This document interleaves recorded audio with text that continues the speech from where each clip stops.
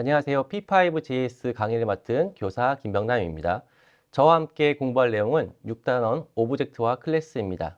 6단원을 학습하고 나면 클래스를 이용하여 오브젝트를 만드는 방법을 이해할 수 있을 것입니다. 이번 영상에서는 변수와 함수를 활용한 클래식 코딩 방법을 알아보도록 하겠습니다.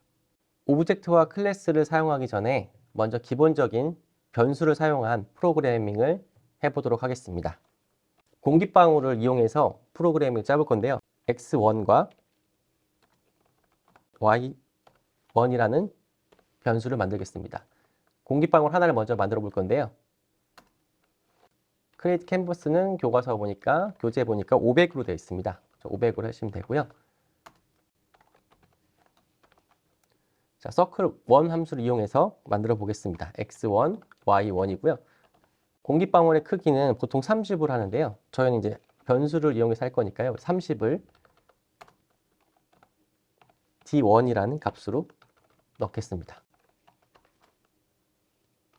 다음 x1, y1도 시작하는 위치니까요. 이렇게 잡아주면 어디서 시작하는지 모르기 때문에 기본적으로 저희 캔버스의 절반인 250과 200으로 선언하도록 하겠습니다.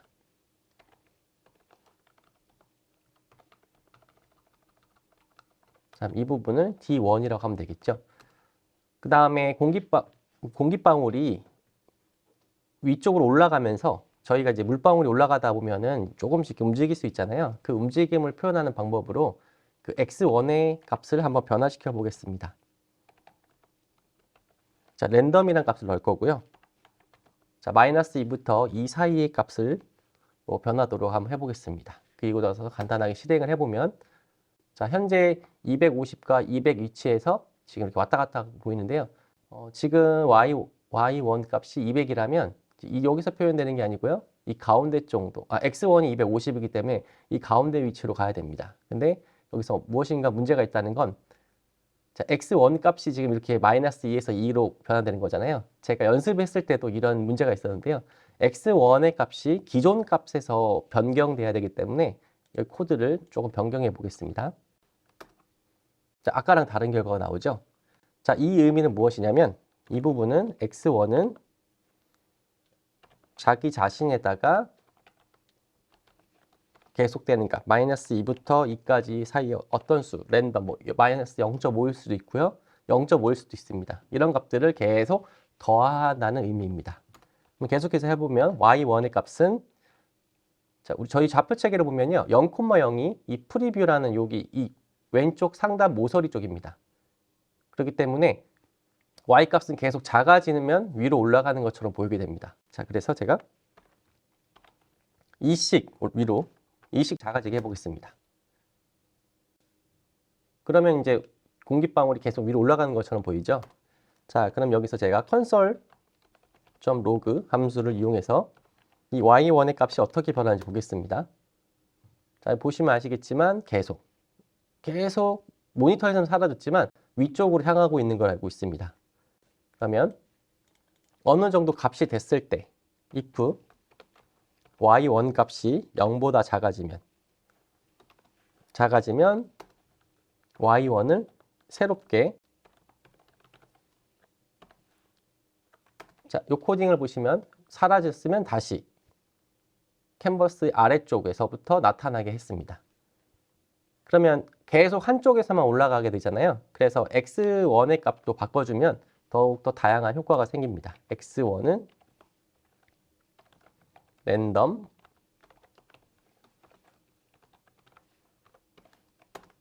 자, 이렇게 해볼까요? 랜덤 너비만큼 하면 사라졌을 때 캔버스에서 여기저기 나타나게 되어 있겠죠. 자, 제가 지금 한쪽에서 계속 나와서 이 랜덤 함수가 적용이 안 된 줄 알았는데요. 지금 보시면 알겠지만 위치 좌표가 조금씩 바뀌는 걸 알 수 있습니다. 그럼 두 번째 공기방울을 만들려면 어떻게 될까요? 두 번째를 만든다면 x2, y2를 만들어야겠죠. x2는 예를 들어서 처음 값은 100이고요. 다음에 y2의 값은 똑같이 100으로 해볼까요? 100으로 하고 다음에 이때는 공기방울은 똑같이 30으로 하겠습니다. 자, 그리고 나서 지금 과정을 반복을 해야 되겠죠? 그러면 똑같이 x2, y2, 그다음에 d2의 값을 입력을 합니다. 그리고 x2 값도 랜덤 함수를 사용해서요.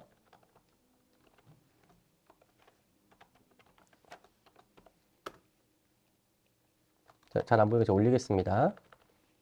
y2의 값도 자, 그리고 나서 if 제가 더기를 했네요. 잘못했습니다. if y2의 값이 0보다 작아지면 이때는 y2의 값을 자, 이때 제가 랜덤 값을 줄 건데요. 자, 제가 먼저 한번 쳐볼게요.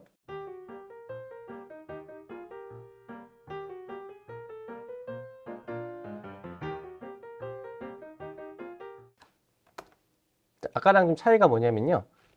그 첫 번째 공기방울은 무조건 여기서 생기는 거예요. 그런데 두 번째 공기방울은요. 높이가 여기서 여기까지가 높이잖아요. 여기 2배.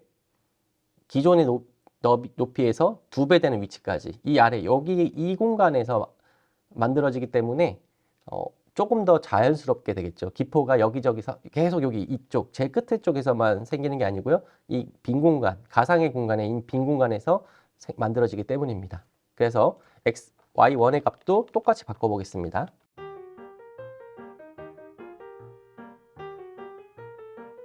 자, 그 다음 필 함수를 사용해서요. 제가 공기방울 색깔을 조금 바꿔볼게요.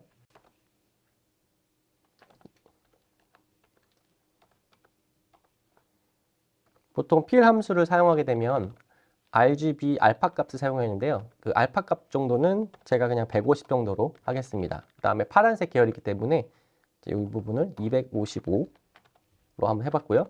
자, 그럼 그대로 복사해서 두 번째 물방울이 그려지는 위치로 한번 해보겠습니다. 이때는 제가 초록색 값을 살짝 섞어 보겠습니다. 두 개 차이를 주기 위해서요.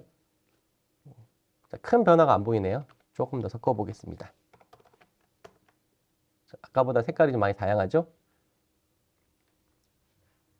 자, 지금 이렇게 만드는 방법이 기본적인 변수를 사용해서 만드는 물방울을 만드는 방법입니다.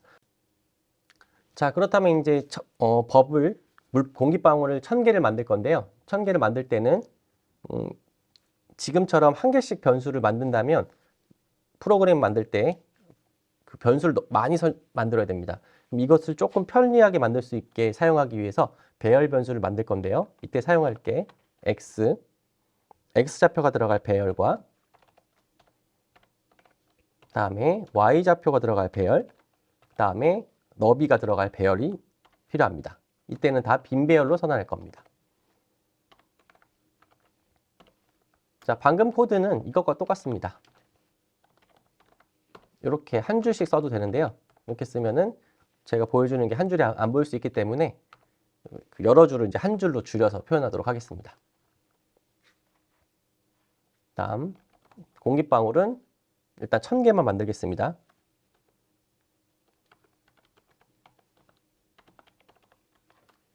자, 이렇게 선언만 먼저 해놓을게요. 자, 그리고 나서 셋업을 선언 함수를 보겠습니다.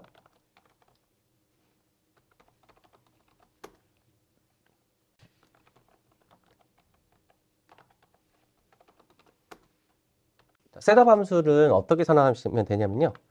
우리가 공기방울을 만들 때 버블을 선언하는 부분, 만들어주는 부분이라고 생각하면 되고요. 그 다음에 버블을 그리는 부분과 그 다음에 버블을 움직이는 부분.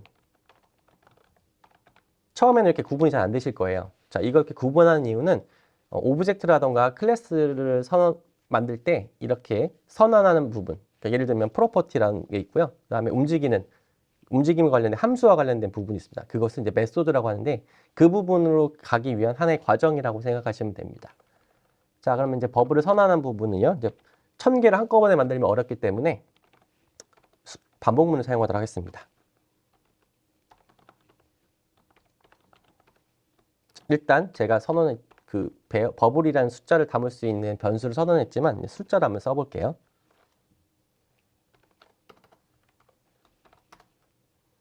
그러면 이제 x라는 것에 담을 건데 자, 먼저 써보겠습니다.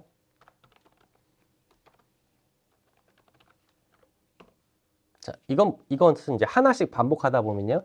처음에 0이라는 값이 들어간다는 건 x 배열 변수의 0번. 그러니까 0번은 컴퓨터에서 시작은 0부터 하잖아요. 첫 번째 값을 담는 거고, 첫 번째 방에다 이 값을 담는 거고요. 두 번 이게 반복하면서 x가 1이 되는 순간 1번 인덱스에는 또 어떤 값이 담길 거예요. 이것을 계속 반복하겠다는 거죠. 그러면 똑같이 y도 마찬가지로 반복문을 돌리면 되겠죠. 그 다음 저희가 공기방울의 이제 크기도 좀 다르게 해보려고 합니다. 자, 크기는 제가 보니까 5부터 30 사이 정도 한번 해볼게요. 자, 그리고 나서 실행을 하면 아무런 변화가 없습니다. 자, 이 반복하고 나서 지금 저희가 만들어진 것을 확인하기 위해서 제가 한번 콘솔 창을 찍어 보겠습니다. x, 자, 똑같이 y, d를 찍어 보도록 하겠습니다. 자, 여기 보시면 아래쪽에 보시면요. 첫 번째 값, 가장 밑에 게 이제 x 값인데요. 26. 얼마 이렇게 지금 실수용으로 나와 있죠. 지금 다 1000개의 원소를 갖고 있는 세 가지 배열이 만들어진 것을 볼 수 있습니다. 저희가 간단하게 이 반복문을 순환하면서 이 반복문 형태를 이용해서 배열에 있는 원소를 만들었습니다. 이제 이것을 어떻게 하면 될까요? 각각이 그려지게 만들어지면 되겠죠. 그래서 이거 살짝 지우고요. 버블을 그리는 부분을 한번 해보겠습니다. 자, 이것도 마찬가지로 서클이라는 함수를 사용할 건데 이제 지난번에는 x1, y1, d1 이런 식으로 사용했죠. 네, 이렇게 따지면은 마지막 저희가 1000번을 반복했을 때 x 1000번, 1000번이니까 아마 999번 이런 식으로 나오겠죠? 이런 식으로 저희가 이렇게 숫자를 넣어야 됩니다. 자, 이렇게. 사실은 여기가 인덱스 값이기 때문에 첫 번째 값은 0 이런 식으로 써야겠죠. 0번부터 0 이런 식으로. 여기는 이렇게.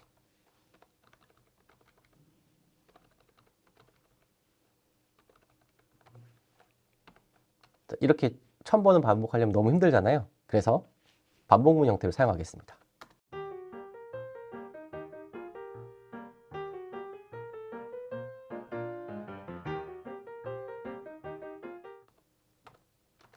자, 이걸 복사해 와서 제가 여기서 0 대신 i만 쓰면 되겠죠. i만 쓰겠습니다.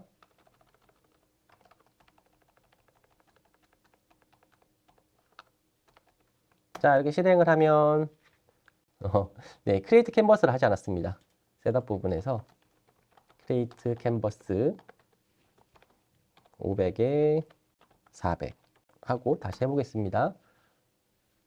자, 지금 보시면 버블이 1000개가 그려진 게 보여지시죠? 그리고 나서 움직여야 되잖아요. 이제 움직이는 부분, 드로우 부분 하면 되고요. 자, 배경 색깔을 한번 파란색으로 한번 만들어 보겠습니다.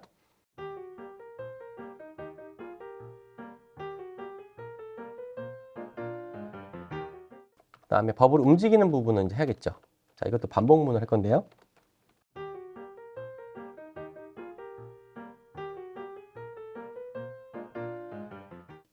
xi는 자, 이거 등호 쓰시면 안 됩니다. 그럼 한쪽에서만 움직이게 되겠죠.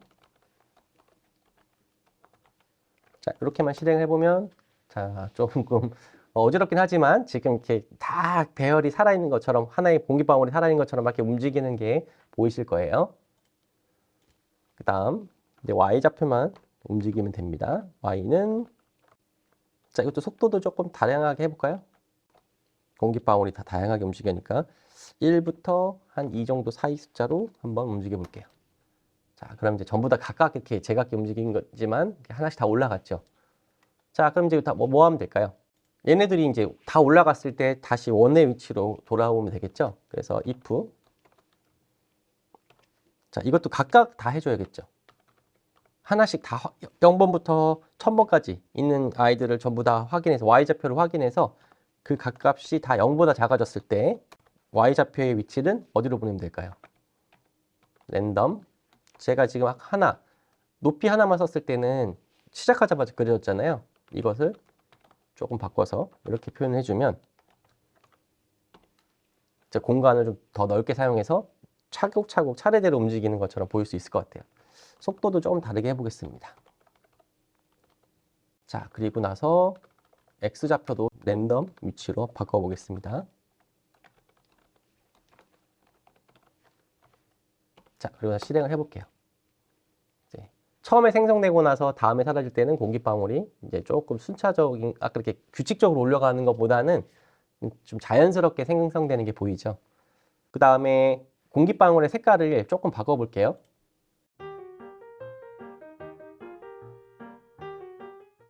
알파 값을 100으로 주고요. 그 다음에 노스트로크라는 함수를 사용하겠습니다. 자, 이 함수는 테두리를 없애는 함수입니다.